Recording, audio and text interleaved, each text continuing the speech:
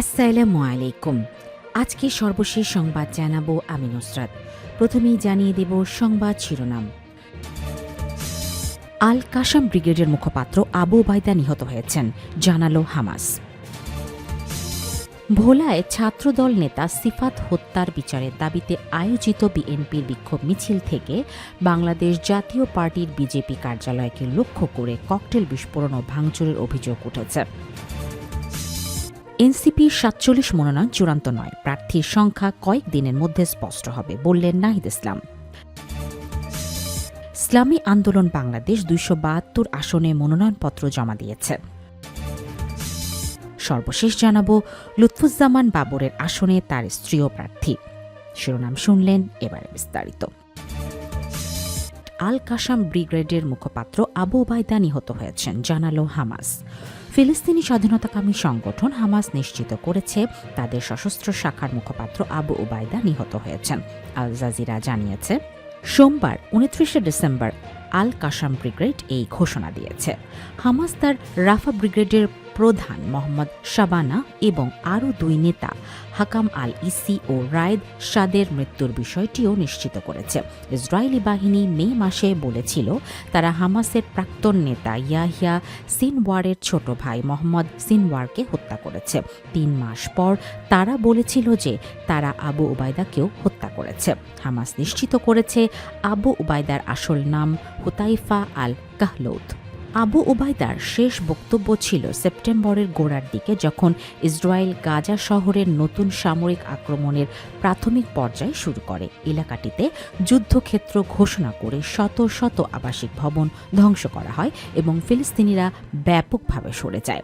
Al Jazeera জানিয়েছে, আবু ওবায়দা গাজায় হামাসের একজন গুরুত্বপূর্ণ কণ্ঠস্বর ছিলেন। এই বছরের শুরুতে ইসরায়েল যুদ্ধবিরতি লঙ্ঘনের পর তিনি যুদ্ধক্ষেত্রের আপডেট, যুদ্ধবিরতি লঙ্ঘন এবং ইসরায়েলি বন্দীদের জন্য ফিলিস্তিনি বন্দী চুক্তি সম্পর্কে বিবৃতি প্রকাশ করেছিলেন। গত ২ বছরে ইসরায়েলের হাতে নিহত হামাসের সর্বশেষ প্রতিনিধি হলেন আবু ওবায়দা সহ অনেক শীর্ষ সামরিক ও রাজনৈতিক নেতা, যেমন শীর্ষ রাজনৈতিক নেতা ইয়াহিয়া সিনওয়ার এবং রাজনৈতিক প্রধান ইসমাইল হানিয়া। ভোলায় ছাত্রদল নেতা সিফাত হত্যার বিচারের দাবিতে আয়োজিত বিএনপির বিক্ষোভ মিছিল থেকে বাংলাদেশ জাতীয় পার্টির বিজেপি কার্যালয়কে লক্ষ্য করে ককটেল বিস্ফোরণ ও ভাঙচুরের অভিযোগ উঠেছে। সর্বশেষ রাউন্ড ফাঁকা গুলি ছুড়ে পরিস্থিতি নিয়ন্ত্রণে আনে পুলিশ। সোমবার ২৯ ডিসেম্বর বিকেল ৪টার দিকে ভোলা শহরের নতুন বাজার জেলা বিজেপি কার্যালয়ের সামনে এই ঘটনা ঘটে। স্থানীয় ও পুলিশ সূত্রে জানা গেছে, ভোলা জেলা বিএনপির পূর্বঘোষিত কর্মসূচির অংশ হিসেবে জেলা বিএনপি ও অঙ্গ সহযোগী সংগঠনের সহস্রাধিক নেতাকর্মী বিকাল ৩:৩০টার দিকে জেলা কার্যালয় থেকে একটি বিক্ষোভ মিছিল বের করে। মিছিলটি শহরের প্রধান সড়ক প্রদক্ষিণ করে বাংলা স্কুল মোড়, কালীবাড়ির চত্বর হয়ে পুনরায় দলীয় কার্যালয়ের দিকে ফেরার সময় হঠাৎ বিজেপি অফিসের কাছে কয়েকটি ককটেল বিস্ফোরণের শব্দ শোনা যায়। এতে মিছিলকারীদের একটি অংশ উত্তেজিত হয়ে নতুন বাজারে জেলা বিজেপি কার্যালয়ের সামনে গিয়ে ভাঙচুরের চেষ্টা চালায়। পরিস্থিতি নিয়ন্ত্রণে আনতে পুলিশ দ্রুত ঘটনাস্থলে পৌঁছে কয়েক রাউন্ড ফাঁকা গুলি ছুড়ে মিছিলকারীদের ছত্রভঙ্গ করে। এ সময় একদল দুর্বৃত্ত বিজেপি কার্যালয়ে ঢুকে আসবাবপত্র ও টেলিভিশন ভাঙচুর করে এবং অফিসে তালা লাগিয়ে চত্বরে বিক্ষোভ করে। পরে আইনশৃঙ্খলা বাহিনীর সদস্যরা পরিস্থিতি নিয়ন্ত্রণে আনে। ঘটনায় তাৎক্ষণিকভাবে কোনো হতাহতের খবর পাওয়া যায়নি। জেলা বিজেপির সাধারণ সম্পাদক মোতাসিম বিল্লাহ অভিযোগ করে বলেন, দুপুরে আমাদের অফিস বন্ধ ছিল। বিকেলে বিএনপির মিছিল চলাকালে একদল সন্ত্রাসী অফিসে হামলা চালিয়ে তালা ভেঙে ভেতরে ঢুকে আসবাবপত্র ও টিভি ভাঙচুর করে। এমনকি অফিসে থাকা নির্বাচনী লিফলেট রাস্তায় ছুঁড়ে ফেলে ময়লা নিক্ষেপ করা হয়। এই বিষয়ে জানতে চাইলে জেলা বিএনপির যুগ্ম আহ্বায়ক এনামুল হক বলেন, ছাত্রদল নেতা সিফাত হত্যার বিচারের দাবিতে আমরা শান্তিপূর্ণভাবে পূর্ব ঘোষিত কর্মসূচি পালন করেছি। বিজেপি অফিস ভাঙচুরের ঘটনার সঙ্গে বিএনপির কোনো সম্পৃক্ততা নেই। ওসি মনিরুল ইসলাম গণমাধ্যমকে বলেন, ককটেল বিস্ফোরণের ঘটনা ঘটেছে এবং একদল লোক বিজেপি কার্যালয়ে ভাঙচুরের চেষ্টা করে। পরিস্থিতি নিয়ন্ত্রণে আনতে পুলিশ ফাঁকা গুলি ছোড়ে। এনসিপির ৪৭ মনোনয়ন চূড়ান্ত নয়, প্রার্থীর সংখ্যা কয়েক দিনের মধ্যেই স্পষ্ট হবে বললেন নাহিদ ইসলাম। জাতীয় নাগরিক পার্টির এনসিপির পক্ষ থেকে ৪৭ জনের মনোনয়নপত্র জমা দেয়া হলেও তা এখনও চূড়ান্ত নয় বলে জানিয়েছেন দলের আহ্বায়ক নাহিদ ইসলাম। ভুল ত্রুটি ও সম্ভাব্য জটিলতা বিবেচনায় রেখে বাড়তি কিছু মনোনয়নপত্র জমা দেওয়া হয়েছে উল্লেখ করে তিনি বলেন, এনসিপির মোট প্রার্থীর সংখ্যা আগামী কয়েক দিনের মধ্যেই স্পষ্ট হবে। সোমবার ২৯ ডিসেম্বর সন্ধ্যায় রাজধানীর বাংলা মোটরে এনসিপির অস্থায়ী কেন্দ্রীয় কার্যালয়ে আয়োজিত সংবাদ সম্মেলনে এসব কথা বলেন তিনি। নাহিদ ইসলাম জানান, জামাতে ইসলামী ও এনসিপি সহ ১১ দলীয় নির্বাচনী জোটের আসন সমঝোতার ভিত্তিতে এনসিপি ত্রয়োদশ জাতীয় সংসদ নির্বাচনে অংশ নিচ্ছে।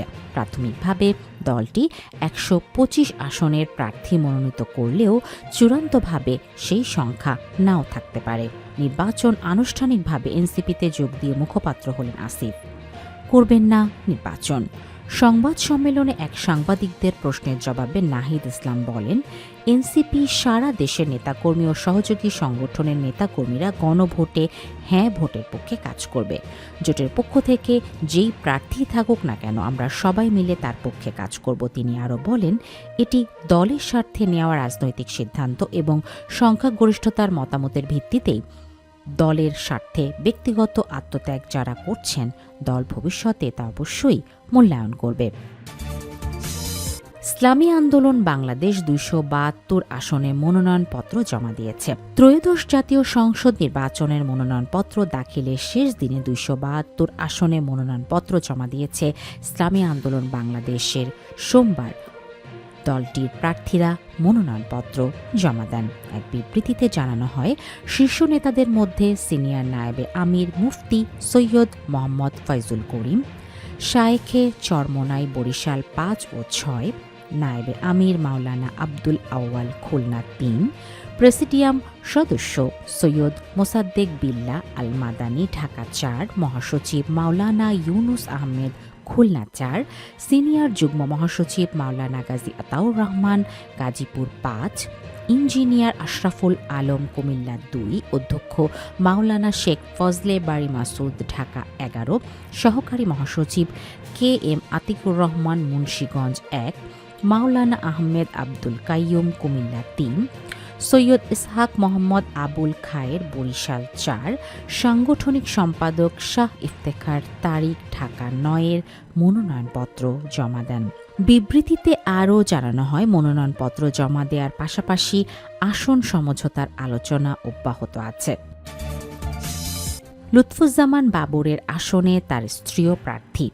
সাবেক প্রতিমন্ত্রী লুৎফুজ্জামান বাবু নেত্রকোনা ৪, মোহনগঞ্জ, মদন ও খালিয়াজুড়ি আসনে মনোনয়নপত্র জমা দিয়েছেন। সেই একই আসনে স্বতন্ত্র প্রার্থী হিসাবে মনোনয়নপত্র জমা দিয়েছেন তার স্ত্রী তাহমিনা জামান শ্রাবণীর। ফলে স্বামী স্ত্রী উভয় একই আসনে মনোনয়নপত্র জমা দিলেন।